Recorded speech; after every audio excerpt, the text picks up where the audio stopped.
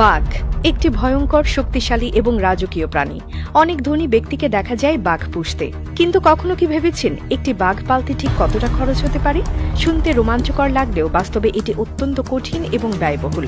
প্রথমেই বলে রাখি, ভারতে 1927 সালের ওয়াইল্ড লাইফ প্রোটেকশন অ্যাক্ট অনুযায়ী বাঘকে পোষা সম্পূর্ণ বেআইনি, কিন্তু বিশ্বের কিছু দেশে ধনীরা আইন মেনে ব্যক্তিগত চিড়িয়াখানা বা বিশেষ অনুমতির মাধ্যমে বাঘ পুষতে পারেন।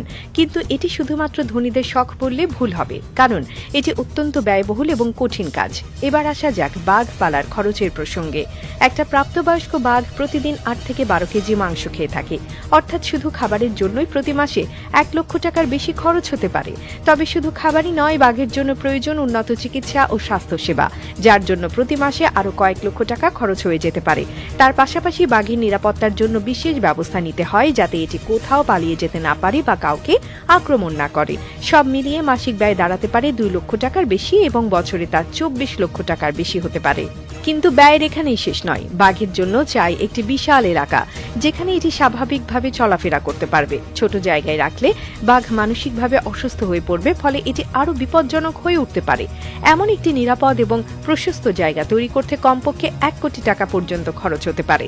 শুধু খাঁচা বা জায়গা বানানোই নয়, পুরো এলাকাকে উচ্চ নিরাপত্তা ব্যবস্থায় ঘিরে রাখতে হয়, যাতে বাঘ পালিয়ে না যায় এবং আশপাশের মানুষের জন্য কোনো বিপদের কারণ না হয়। এখন বুঝতেই পারছেন, শুধুমাত্র ধনী হলে বাঘ পোষা সম্ভব নয়। এর জন্য প্রচুর টাকা, পরিশ্রম এবং সময় দিতে হয়। তবে খরচের পাশাপাশি আরও একটি বড় ঝুঁকি আছে। বাঘ কিন্তু গৃহপালিত প্রাণী নয়, এটি মূলত বন্য প্রাণী, যার আচরণ যে কোনো মুহূর্তে বিপজ্জনক হয়ে উঠতে পারে। কখনো যদি বাঘের মেজাজ খারাপ হয়ে যায়, তাহলে কেবল অর্থ নয়, প্রাণও হারানোর আশঙ্কা থাকে। এ কারণে পোষা প্রাণী হিসেবে কুকুর, বিড়াল বা অন্যান্য পোষ্য রাখা যতটা নিরাপদ, বাঘ রাখা ততটাই ঝুঁকিপূর্ণ। তাই শুধুমাত্র শখের বশে বা গ্ল্যামার দেখানোর জন্য বাঘ পুষতে যাওয়া মোটেও ভালো সিদ্ধান্ত নয়। বন্যপ্রাণীকে তার স্বাভাবিক পরিবেশেই থাকতে দেওয়া উচিত, যেখানে তারা স্বাভাবিকভাবে বা স্বাধীনভাবে বেঁচে থাকতে পারে।